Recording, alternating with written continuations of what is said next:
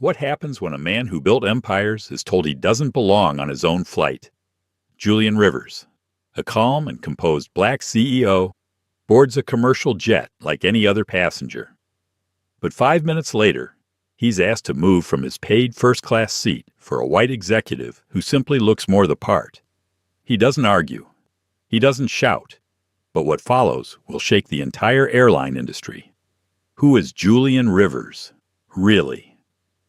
Why is the airline crew suddenly whispering into radios? And why is the silent teenager in row 6 live streaming every second? This isn't just a story about one man being humiliated. This is a story about what happens when dignity meets power, when quiet composure becomes a storm, and when the truth can no longer be ignored. If you've ever wondered how one moment can expose a lifetime of injustice, you're about to find out. Like, share, and subscribe to our channel. Now take a deep breath, and let's begin. Julian Rivers moved through Midtown International Airport with the kind of calm that turned heads without meaning to. He didn't walk fast, nor did he stroll. His pace was steady, deliberate like someone who had long ago made peace with waiting. He wore a dark navy suit, clean lines, no visible brand, just confidence in the cut. The cuffs of his crisp white shirt peeked from beneath his jacket sleeves. A black leather carry-on rolled quietly behind him. In his left hand, he held a tablet displaying financial forecasts and executive updates. The right cradled a stainless steel tumbler, warm from fresh espresso. Gate C-12 buzzed with the typical late-afternoon tension flight announcements, gate changes, passengers tapping phones while children tugged at sleeves. Flight 2286 to Seattle's was preparing to board. The first-class line was short but watchful. People in tailored coats, Bluetooth earbuds, and tired eyes glanced at Julian as he stepped into place. Some nodded politely, others didn't. Julian was used to this. He had spent over 2 decades learning how to move through rooms, terminals, and boardrooms where he was always noticed, but not always welcomed. The gate agent scanned his boarding pass and smiled with routine politeness. "Welcome aboard, Mr. Rivers. First-class seat, 1A. Enjoy your flight." He nodded once, returned the smile, and walked down the jet bridge. Inside the cabin, the lights were low, the air cool and humming. A flight attendant near the door greeted him with the kind of practiced cheer that came from muscle memory. "Good afternoon, sir. First class is to your left." Julian said nothing. He didn't need to. His silence was warm, not dismissive. He turned left, placed his bag in the overhead bin above seat 1A, and settled into the plush leather.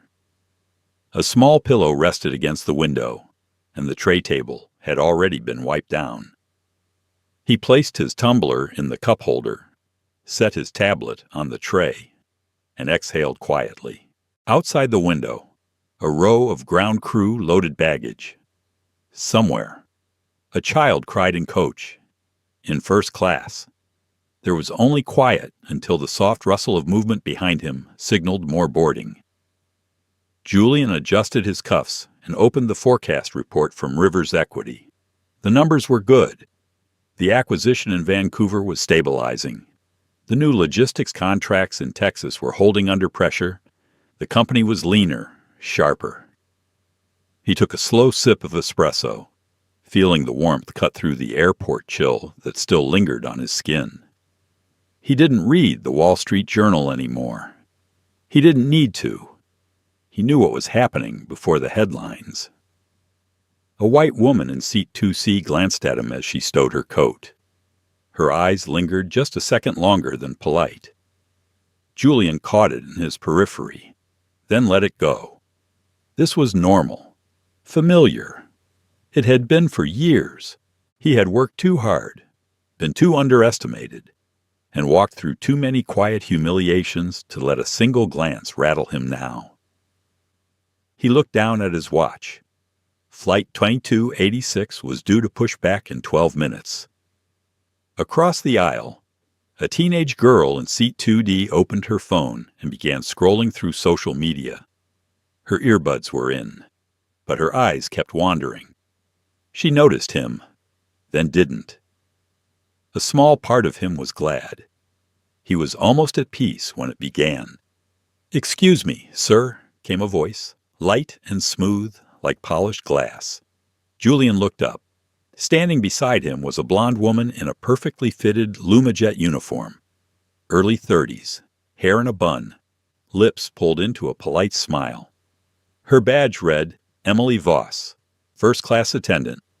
"I'm sorry to bother you," she continued, holding a small clipboard. "But we've just received a special request from one of our Platinum Elite guests. He has a medical condition that makes it difficult to sit on the right side of the cabin. He prefers this specific seat 1A for legroom and proximity to the lavatory." She smiled again, firmer this time. "I'm going to need you to relocate to another first-class seat. Just for this flight. Thank you for understanding." Julian blinked once. Slowly. His hand reached into the inside pocket of his jacket. He pulled out his boarding pass and held it up, the screen still glowing. "Seat 1A, he said simply. "Yes," Emily said, her tone softening. "I see that, and I understand this might be inconvenient, but this request was submitted ahead of time, and we do our best to accommodate our most loyal clients, especially with medical concerns." She didn't reach for the pass. She didn't ask his name. She just smiled again, like it was already decided. Julian's eyes didn't waver. His voice stayed even.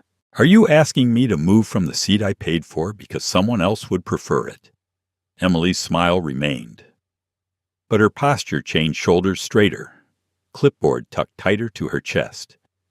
"We're simply trying to accommodate everyone. I'm sure you understand." A pause. Not long, but deep enough for the silence to feel uncomfortable. From somewhere across the aisle, a voice whispered, "What's going on?" Julian glanced to his left.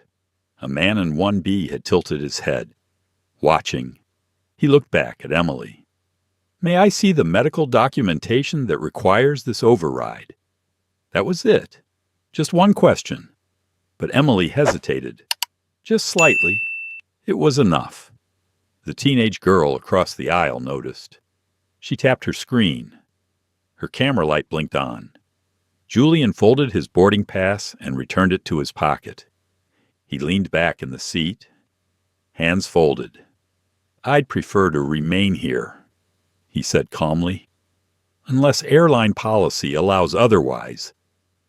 Emily opened her mouth, closed it, smiled again, then turned, walking briskly toward the front of the plane.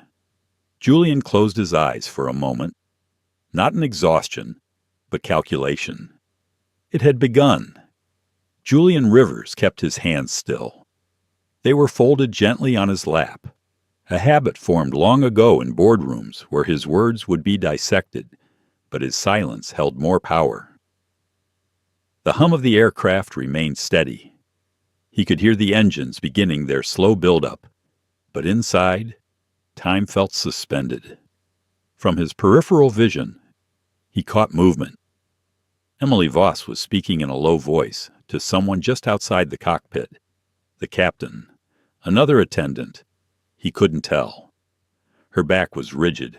She wasn't simply reporting a situation. She was crafting a narrative. A few moments later, a new figure appeared. He wore a gray blazer over a white shirt. His name tag read Gerald Kincaid, Cabin Services Supervisor. His posture was confident, practiced, but as he stepped into first class, his eyes hesitated when they landed on Julian. "Mr. Rivers," Gerald said, his voice calm but edged with forced neutrality.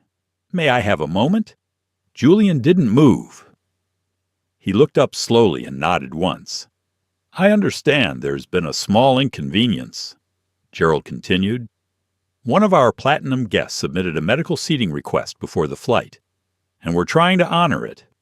I'd like to ask for your cooperation in switching seats. We have a comparable one available. Seat 3A. Julian looked at him steadily. He noticed Gerald didn't say equivalent, only comparable.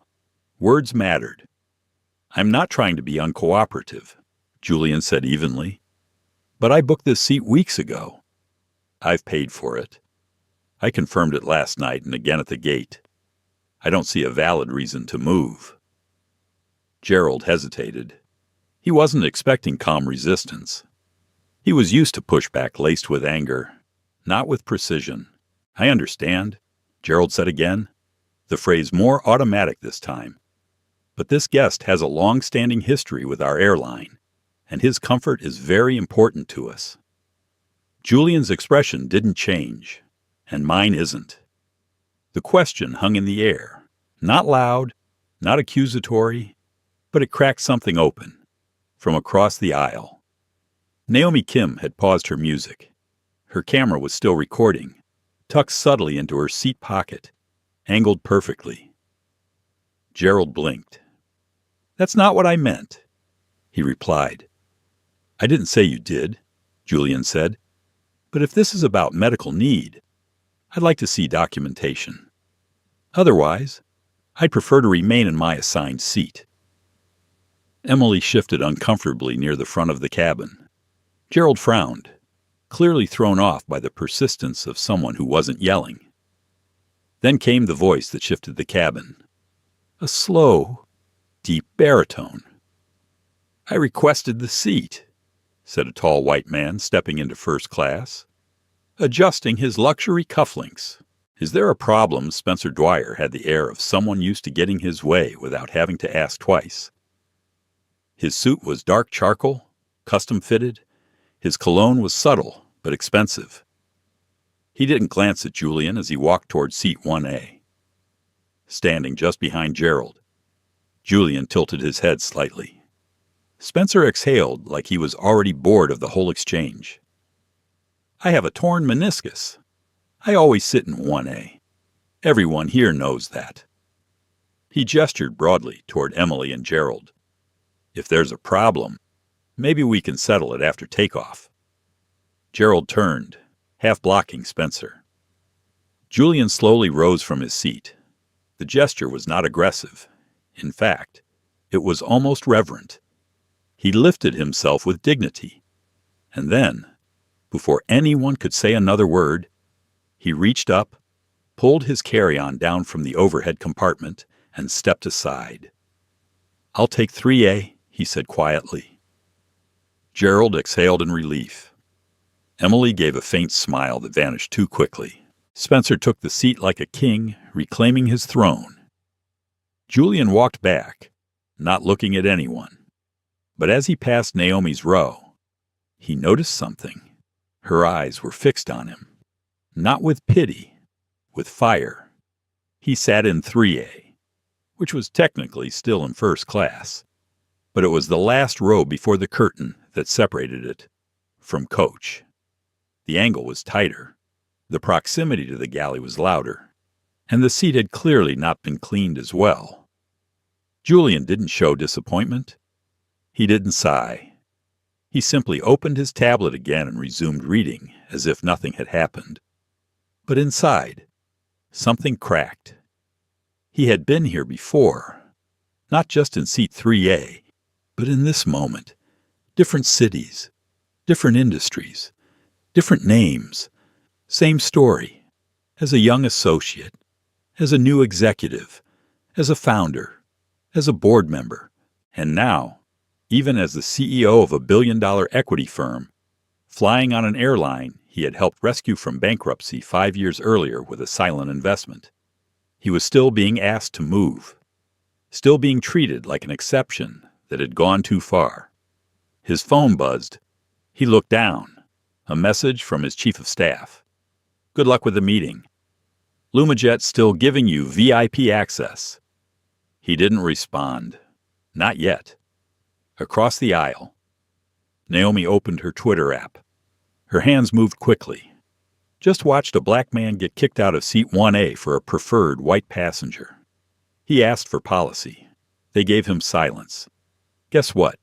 He took it with more class than they had combined.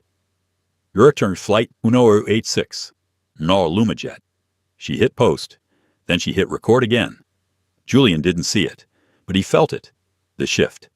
From silence to documentation. From humiliation to witness. He sipped his coffee again, now lukewarm. A flight attendant passed by without acknowledging him. No apology. No courtesy. Back in seat 1A, Spencer leaned back and closed his eyes like he had conquered something. Gerald stood at the front of the cabin, checking his tablet. Emily walked briskly toward the galley, her jaw tight. And Julian, he opened a new tab on his tablet, logged into a secure server, quietly began drafting an email. Subject immediate review, Flight 2286 incident log. He didn't write in anger. He wrote in clarity. This was no longer about one seat. This was about a system that had confused familiarity with hierarchy. It was about a company that believed loyalty was a currency spent only on the faces they were used to serving. Julian didn't need revenge. He needed accountability. And accountability, unlike seating preferences, didn't require a request form. It required evidence. And the evidence was already in motion. Julian Rivers sat motionless in seat 3A. He wasn't thinking about the seat anymore. He was thinking about the silence, not the kind that blankets a cabin before takeoff, or the kind broken only by the thrum of engines. This was the other kind, the silence that follows injustice when no one wants to be the first to speak. The silence that lets wrongness breathe longer than it should. And yet, someone had spoken, or rather, posted. He didn't know it yet. But Naomi Kim's tweet had already reached over 20,000 impressions. Her live stream had drawn in an audience of strangers who didn't know Julian's name, but who knew enough from the scene. A composed black man quietly removed from his first-class seat. A white man walking in like he belonged there more. No shouting, no curses, just another moment of calculated disrespect. In the middle of the aircraft, a young flight attendant leaned in toward Naomi. "Miss, can you please turn off your phone during final preparations for takeoff?" Naomi looked up. Her voice was sweet, but direct. "I'm just finishing a message to my mom. I'll be done in 2 seconds." She clicked the side button and dimmed the screen, but not before she tapped Save Draft. The plane pushed back from the gate. Julian closed his eyes, the hum of the cabin slowly drowning out his thoughts. Still, somewhere in his chest, there was a dull ache. Not pain, not anger, just the kind of tiredness that comes from too many similar scenes stretched over too many years. Seat 3B remained empty. He was grateful for that. As the wheels lifted off the tarmac, Naomi glanced toward him. She didn't smile. She didn't wave. But her eyes met his for a brief moment. And in that silent exchange, Julian knew something. He was no longer alone. 30,000 feet above the ground, a quiet resistance was taking shape. Back in the galley, Emily Voss poured coffee with a tremble she didn't show. She had dealt with difficult passengers before. She had endured angry businessmen, drunk honeymooners, crying children. But this one was different. Julian hadn't raised his voice. He hadn't threatened to complain. And yet, his presence unsettled her. He had looked at her like he knew something, like he could see straight through the script she had memorized and into the spaces between it. Gerald Kincaid stood at the cockpit door, reviewing internal flight reports on his company tablet. Everything was normal. Smooth takeoff. No technical issues. No weather delays. And yet, a quiet unease crept into his gut. He brushed it away with logic. It was done. The man had moved.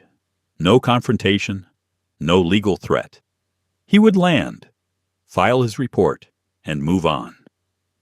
But even he noticed how some passengers were still looking toward row 3, still whispering, still unsettled. Naomi clicked open her notes app, typed quietly, name. She watched Julian. He didn't move. So she tried again. She wrote, "You don't have to say anything. Just letting you know.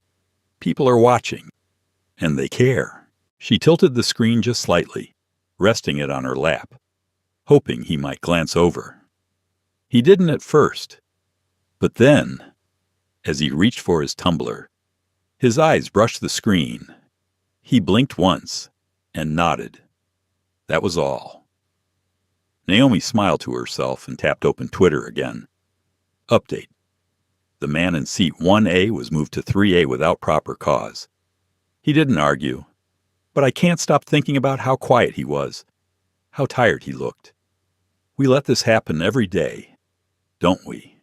I didn't know his name, but I saw his dignity. That should be enough. Likes poured in by the hundreds. Some praised her for speaking up. Others demanded to know the airline. Others shared similar stories. Stories of being asked to move, of being watched more closely, of having to prove, again and again, that they belonged. Julian turned his tablet back on and opened the encrypted email draft. He reread the subject line. Immediate review flight. Tudu Hoim 86. Incident log. His fingers hovered over the keyboard.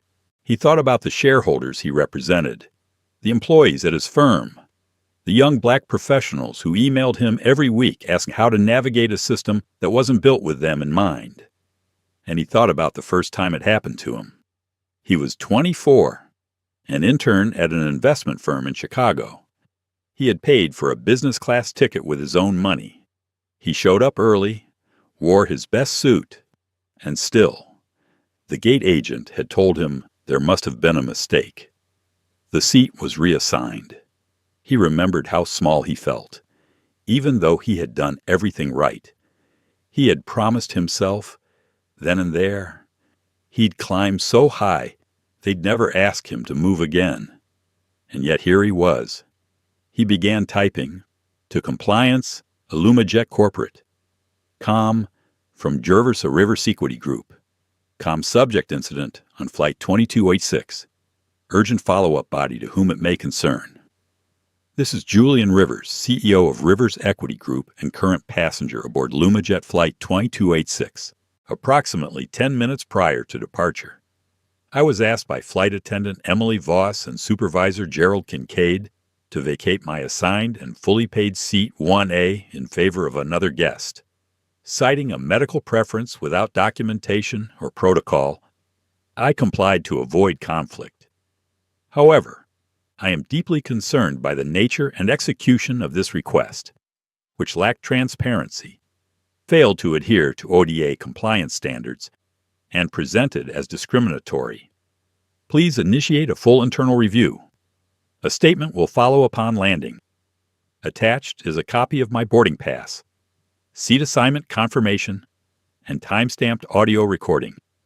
Sincerely, Julian Rivers, CEO, Rivers Equity Group. He saved the draft, not yet sent. Timing was everything. Across the aisle, Naomi's followers had begun tagging journalists. Some tweets were catching fire. Some verified accounts had started commenting. Back near the front, Emily finally noticed the shift in tone. She refreshed her own Twitter feed and froze. Her name was trending. She felt her heart lurch, then her stomach drop. A photo of her, standing beside Julian, had already been posted. Someone had screenshotted the cabin camera footage from an overhead view. Or worse, another passenger had recorded from a side angle. Either way, her face was visible. So was Julian's. Her breath grew shallow. This wasn't a quiet complaint. This was becoming a national headline. Julian glanced at the window again. Clouds stretched across the horizon in long white waves. He didn't move, but in his stillness, there was a storm forming. He didn't want to destroy anyone. He wanted the system to explain itself, to itself, and now it would have to. The seatbelt sign was still on, but the atmosphere in the cabin had shifted. It wasn't something you could see immediately, not in the dimmed lights or the polished trays. It was in the way passengers sat stiffer, the way side glances lingered longer. A quiet tension had grown like a crack in glass. Thin at first, nearly invisible, but spreading with every minute. Julian Rivers sipped the last of his coffee. It had gone cold. Still, he held the tumbler in his hands, grounding himself in something real, something ordinary. He had been through storms before, some visible, some silent, but this one felt different. It was no longer just about him. He opened his tablet again. Notifications blinked in rapid succession. Mentions, DMs, a forwarded link. Naomi had uploaded the video, just a few seconds long. It showed him seated calmly, speaking in a quiet, even tone. And then it showed Emily, poised but firm, asking him to move. Then it cut to him again, asking to see documentation. Then the pause. Then her walking away. That was all. But it was enough, because context lived in silence, and everyone watching could feel what wasn't said. The caption under the video read, "He asked one simple question. May I see the documentation?" They had none, but still made him move. It was quiet, but it wasn't right. The comments section had exploded. Julian's name wasn't in the post, but someone had recognized him, a former employee, a finance blogger, then a startup founder who had once seen him speak at Stanford. Within minutes, the internet had connected the dots. Julian Rivers, CEO of Rivers Equity Group, investor, mentor, philanthropist, and now, unwilling symbol. Emily walked through the first-class cabin again, this time with her steps smaller, her chin not quite as high. She saw phones, more than before. One woman had her camera lens barely visible through the seat gap. Emily's throat tightened. She made it to the galley, set down the tablet, and leaned against the side wall. Gerald Kincaid turned from the intercom. "You good?" he asked. She didn't answer right away. Finally, she said, "I think we have a problem." He gave her a look, not of alarm, just mild irritation. "Passenger's passenger," she corrected. "The one from earlier. The seat thing." Gerald waved a hand dismissively. He complied. "Didn't he?" "Yes. But now others are watching." He scoffed. "They always watch. They get bored up here." Emily didn't reply. She just pulled out her own phone and showed him the screen. The video was there. Full screen. The likes climbing every second. Gerald's face hardened. "Turn that off. You think that'll stop it?" His jaw tightened. They both stood there for a moment, the hum of the engines filling the space between them. Back in row 3, Julian refreshed the airline's policy page again. He already knew what it said. First-class seats could only be reassigned in the case of an emergency, aircraft malfunction, or FAA directives. Medical conditions required prior submission and documented verification. None of that had occurred. He opened the draft email again. His finger hovered over the send button. Then he stopped. Something told him to wait. He was no longer acting in a vacuum. This wasn't just about policy or process. This was about visibility, about timing. Across the aisle, Naomi was typing again, not tweeting. This time, just writing. She had started a new note on her phone, titled, "What I Saw Today." She didn't know why she was writing it. Maybe to remember, maybe to process. She wrote about Julian, about how calm he was, how polite, how still, and how wrong it felt to see someone like him treated as if his presence required justification. It reminded her of her father. He was quiet, too. Worked 2 jobs. Took the train to work. Always wore a watch, even when he didn't need to. She remembered how, when she was 12, they were stopped at a department store entrance because someone thought he might have stolen something. He hadn't. They let them go, but she remembered how her father said nothing. She never forgot that silence. And now here it was again, in Julian's voice, measured, controlled, weighted with a kind of sadness that had lived too long in his chest. Naomi saved the note. She'd post it later. For now, she just wanted to remember what was real. In the cockpit, Captain Alvarez reviewed the incoming communications. There was a ping from flight operations, then another from Lumajet Corporate. Unusual for a mid-flight transmission. He opened the message. Subject priority alert. Flight 2286. Captain Alvarez. Please be advised. Media attention regarding a passenger seating incident aboard your flight has reached escalation level. You are instructed to maintain standard operations. Do not engage with passengers about the matter. Direct all inquiries to corporate communications upon landing. Further instructions will be provided before approach. He read it twice, then again. He turned to his first officer. We've got a fire building behind us. First Officer Jenkins glanced over. Engine no, Alvarez said. Public opinion. Julian leaned his head back against the seat. He looked older than he had when he boarded. Not in the way of age, but in the weight of having to carry something invisible and heavy for too long.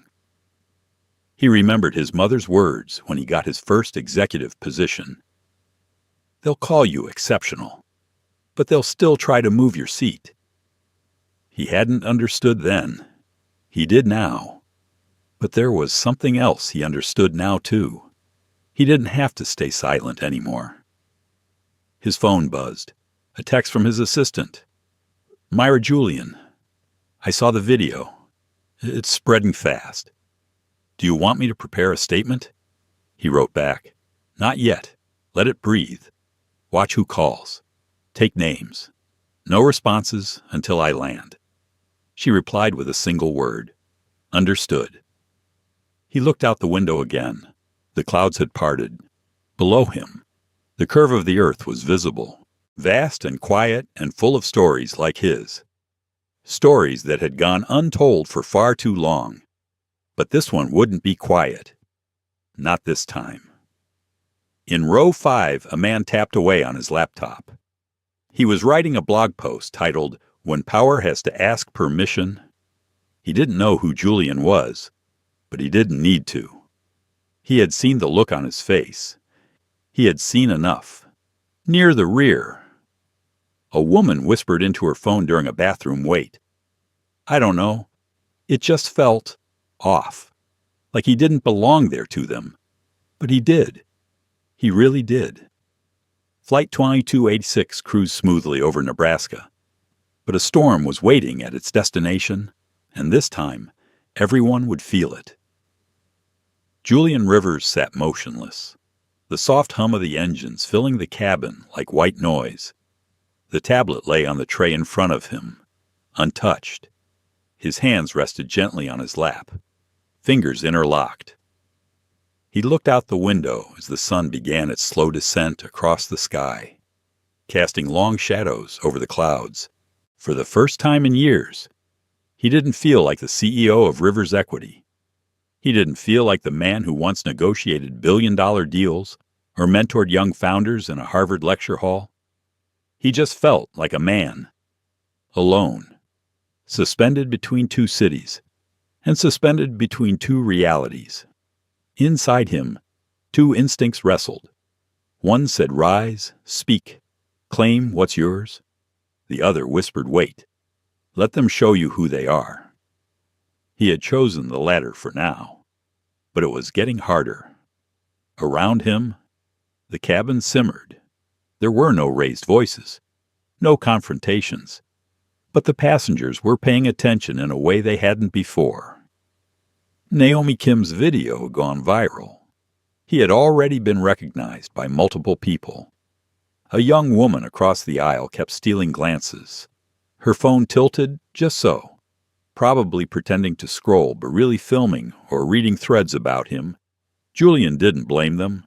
Visibility was the cost of impact, and this was no longer just a personal moment. It had become a symbol, a flashpoint. He took a long breath and let it out slowly, letting it carry the weight of years with it. In the galley, Emily Voss stood clutching a paper cup of water she had no intention of drinking. Her hands were clammy, her stomach clenched. Her supervisor, Gerald Kincaid, had gone silent since seeing the video. He hadn't even raised his voice. That unsettled her more than any scolding would have. He was in the crew jump seat now, typing furiously on his work tablet, probably preparing a pre-landing report or drafting a defense before corporate got ahead of it. Emily leaned against the wall. Her mind wandered back to the moment it all began. It was so small. She had been told, via private crew chat, to discreetly reseat the man. Passenger in 2A, Julian Rivers. No reason given. Just a note from Gerald. Make it quick. Don't escalate. She didn't question it. Gerald had been with the company for years. She assumed there was a special arrangement. A last-minute health accommodation, perhaps. A VIP favor. So she acted polite, professional.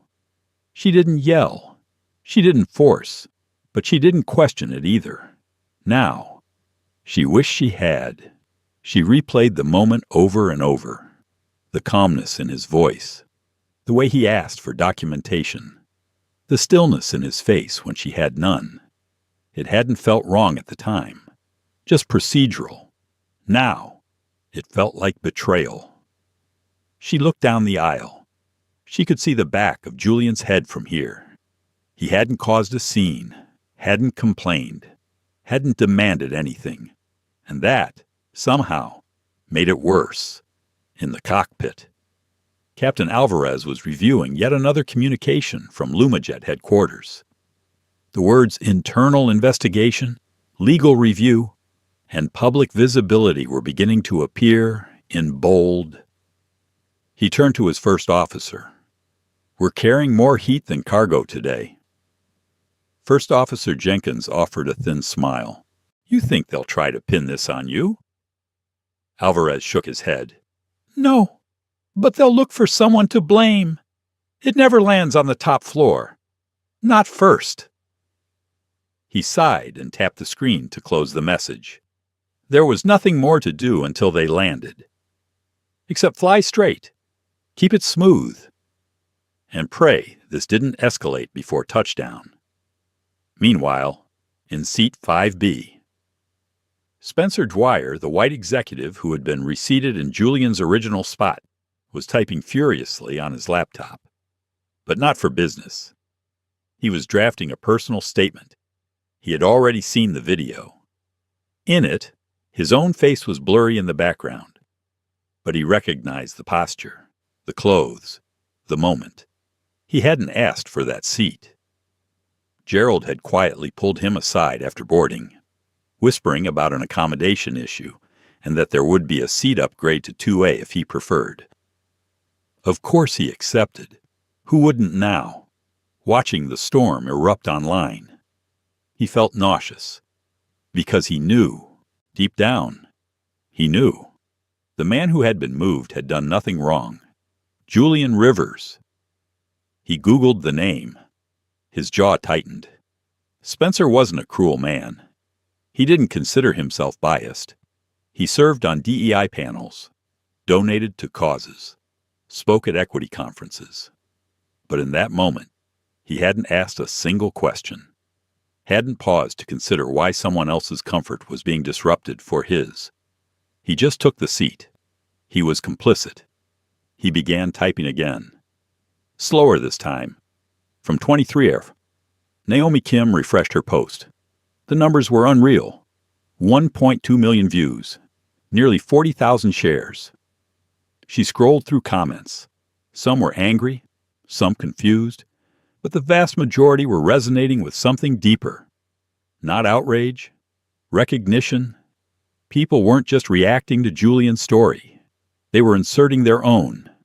That was the real storm. Julian Rivers didn't just get moved from a seat. He became a mirror. And the country didn't like what it saw. Julian felt the shift too. A soft tap on his shoulder pulled him from his thoughts. It was the woman across the aisle. "Mr. Rivers," she said gently, "I don't want to intrude, but I just wanted to say thank you for how you handled it. My father, he was in a similar situation years ago, but he didn't have your calm." Julian looked into her eyes. Brown, honest, kind. He nodded. "Thank you for saying that." The woman hesitated. "They'll try to spin it, you know," she said softly. "Say it wasn't personal, that it was just a mistake, a procedural thing." "I know," he replied, "but we both know better," she said. Julian nodded again. "Yes," he said, "we do." A chime rang through the cabin. Captain Alvarez came over the intercom. "Ladies and gentlemen, we've begun our initial descent into Midtown International. Please return to your seats, fasten seatbelts, and stow any personal belongings. Flight attendants, prepare for landing." Emily stepped into the aisle, her face pale. Gerald emerged behind her, his own expression unreadable. But behind those eyes, gears were turning. The landing wasn't just about wheels touching down anymore. It was the moment the truth would touch Earth, and the fallout would begin. For some, that meant emails and meetings. For others, it meant consequences. For Julian, it meant something more profound. Reckoning, not with anger, but with clarity, with presence, with the quiet, unshakable strength of a man who refused to be erased. The seatbelt sign had been on for 10 minutes now.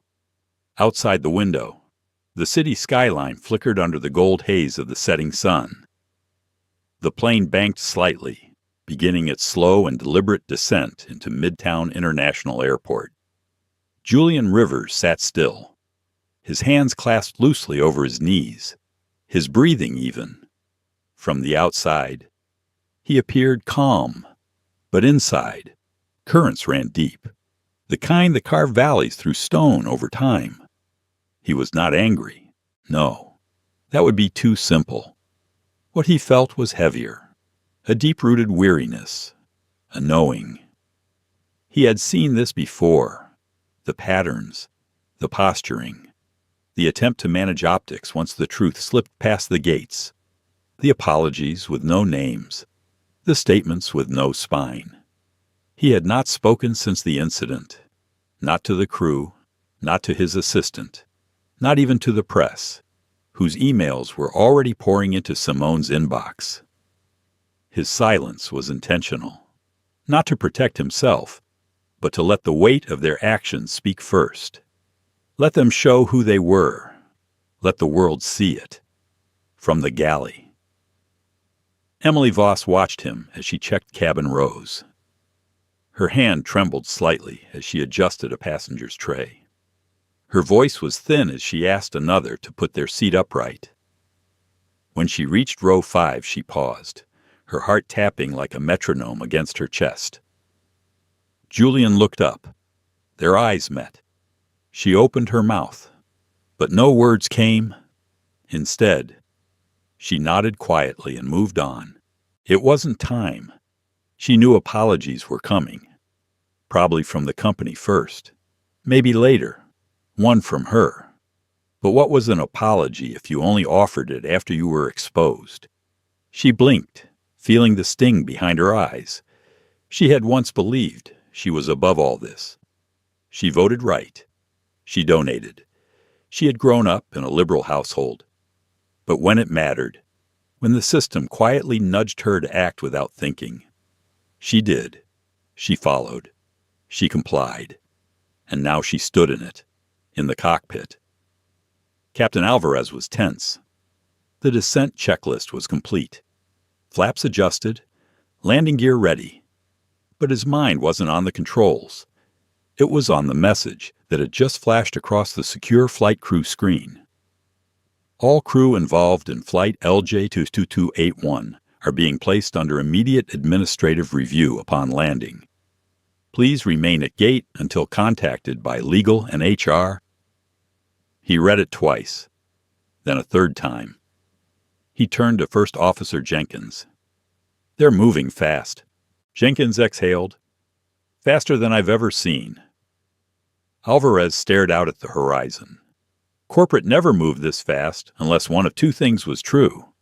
Either a lawsuit was imminent or a major stakeholder was involved, possibly both.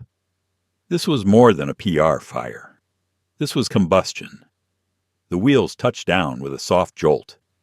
Passengers gave a few polite claps, the ones who didn't know, or maybe the ones trying to pretend nothing had happened.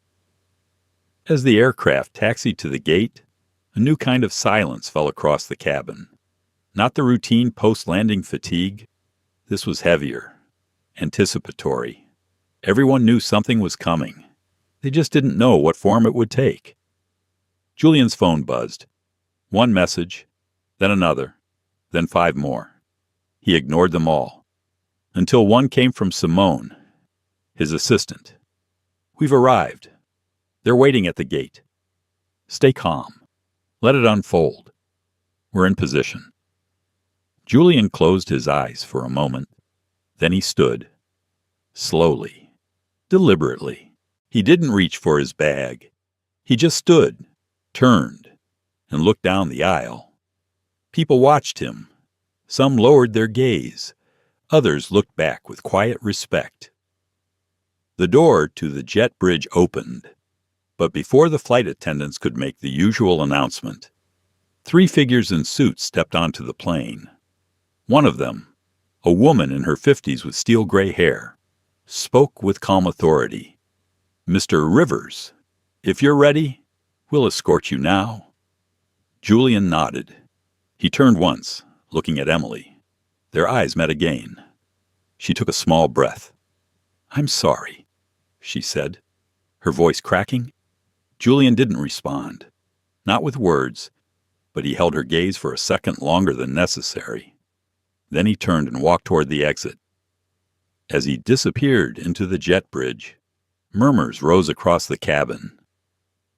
Emily sagged back against the wall. Her knees felt weak. In the front row, Spencer Dwyer stared at the floor. His laptop closed now. His statement half written. He had planned to email it. Now he wasn't sure what to do. From row 23, Naomi Kim refreshed her feed again. The video had hit 2 million views. But more than that, a new hashtag was trending. Not just a seat. She stared at it, her fingers hovering over her screen. She thought of her own father, a delivery driver who had been stopped twice in the same month for driving too nice a car. She remembered how he came home angry the first time, quiet the second. This wasn't just about first class. This was about who gets to belong, and who gets asked to prove they do. Back at the terminal, Julian stood between the suited figures as they led him through a private corridor. One of them, a younger man in a dark blue blazer, leaned over. Sir, we have a private lounge prepared. There's media outside, but we're holding them off for now. Julian glanced at him. Good, he said softly. Another stepped forward. We've begun internal review. Preliminary actions are underway. The crew will be held. Public response teams are aligned with your discretion. Julian stopped walking. He turned to face them. This isn't about revenge, he said. It's about clarity. The older woman nodded. We understand. Mr. Rivers. He looked out the window, where the lights of the terminal glittered like distant stars. I want their names off the employee list before sunrise, he said. Yes, sir. And the gate supervisor who authorized the change. pull his badge tonight." "Yes, sir." Julian walked on. Not fast, not angry, just steady. Behind him, a quiet storm followed, back on the plane. Gerald Kincaid sat rigid in his jump seat. His tablet buzzed with one final alert. "Effective immediately. Your access to flight systems has been suspended. Please await HR and legal. Do not exit the aircraft until instructed." He swallowed hard. No one had said anything to him directly yet. But the silence in the galley was louder than a scream. Emily didn't look at him. She couldn't. Outside, the air stairs had been wheeled up. Lawyers were already waiting. So were cameras. So was accountability. But above all that, so was change. It would not erase what happened, but it would begin something, a ripple. And Julian Rivers was not just the man who had been moved from a seat. He was the man who refused to be removed from the story. The private terminal lounge at Midtown International Airport was quiet, but tension floated in the air like dust in sunlight. Julian Rivers sat in a high-back leather chair near the window, sipping a glass of water. He had refused champagne. It wasn't a celebration. The room was sleek, built for billionaires and dignitaries. But Julian barely noticed the marble, the chrome, the silence. His mind was elsewhere. His phone was lighting up again. Simone sat on a nearby couch with a laptop open, fielding calls. She had been working like clockwork since they landed. Her voice was firm but measured. She didn't need to look at him to know what tone to use. "I need confirmation from legal before we let them speak publicly," she said into her Bluetooth headset. "No statement should use the word misunderstanding. This wasn't that." She glanced up at Julian. He gave a small nod. Outside the frosted glass, flashes from camera shutters flickered like lightning. The press had arrived, and so had the noise. Julian looked out through the sliver of clear glass at the reporters clustering by the gate, microphones, lenses, shouting. Some looked confused. Others looked hungry. He turned back to Simone. "Let them wait." She nodded. A soft chime sounded as the lounge doors slid open. A man in his 60s, navy suit, badge pinned to his lapel, entered with cautious steps. He carried the look of a man who used to be in control of things, but was realizing, in slow motion, that the wheel was no longer his. "Mr. Rivers," the man said, with a practiced smile that didn't reach his eyes. "I'm Alan Merrick, Senior VP of Operations for Lumajet." Julian didn't stand. He simply looked up. "I assume you're not here to offer peanuts and headphones." Alan gave a tight laugh, then cleared his throat. "I'm here on behalf of the board. We're horrified by the incident on Flight LJ2281. It does not reflect our values." Julian set his glass down. "Your values." "Yes," Alan said, stepping closer. "We pride ourselves on inclusivity, professionalism." What happened was clearly a breakdown in procedure. Simone's fingers paused over her keyboard. Julian leaned forward, resting his elbows on his knees. "It wasn't a breakdown," he said evenly. "It was a mirror." Alan opened his mouth but didn't speak. Julian continued. "Your crew didn't malfunction. They performed exactly as they've been trained to. You just didn't expect someone like me to be on the receiving end." Alan's face stiffened. He tried to pivot. "We're conducting a full internal review. The employees in question are being placed under administrative suspension, and we're issuing a public apology." Simone stood, folding her arms. "No one asked for a public apology," she said calmly. "Not yet." Julian stood too. He walked over to the window again, watching the airport staff wheel carts across the tarmac below. Life was still moving, but something had shifted. "When I board a plane, I don't wear a badge that says billionaire, he said. I don't lead with power. I just want to get home like everyone else. Alan nodded slowly. Of course. It's unacceptable. We're ready to do whatever is necessary. Julian turned to face him. His voice was low, but unmistakable. Then begin by understanding. This was never just about a seat. It's about how easily people are sorted, silently, casually, and how often the sorting is racial. Alan swallowed. Mr. Rivers, may I speak frankly? Julian tilted his head. You can try. Alan stepped forward, lowering his voice. If you choose to escalate this, it will be on every channel by morning. Stocks, legal teams, public relations fallout, lawsuits. The board is nervous.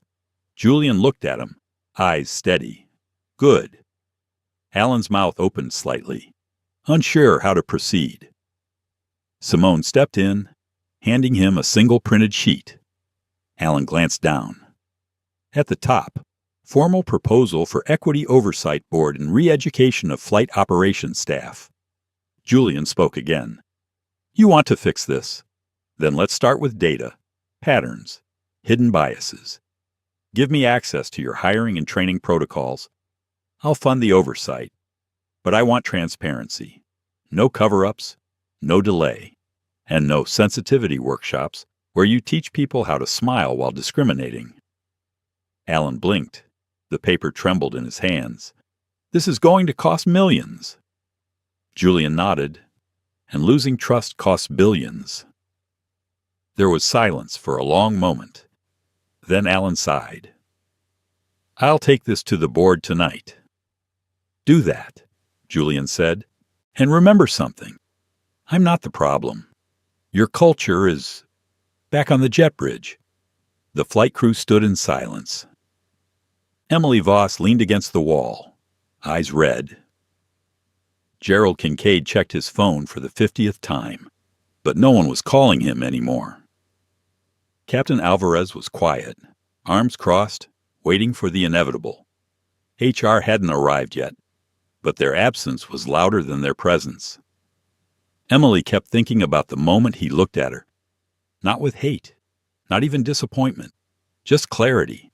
Like he had seen this 100 times before.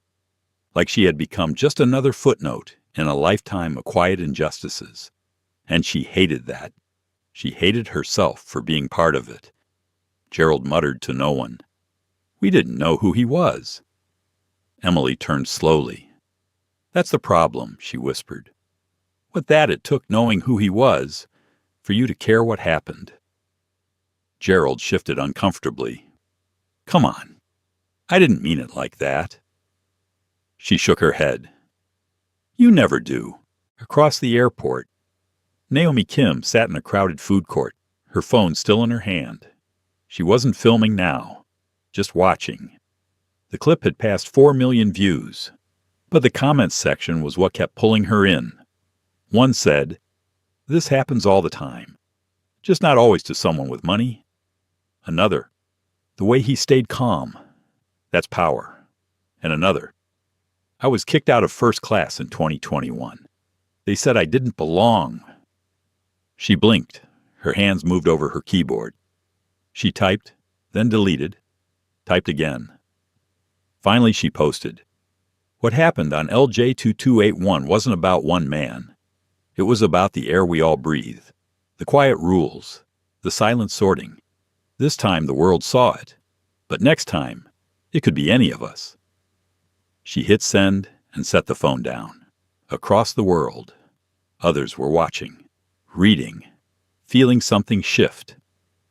This wasn't just a trending topic anymore. It was a reckoning.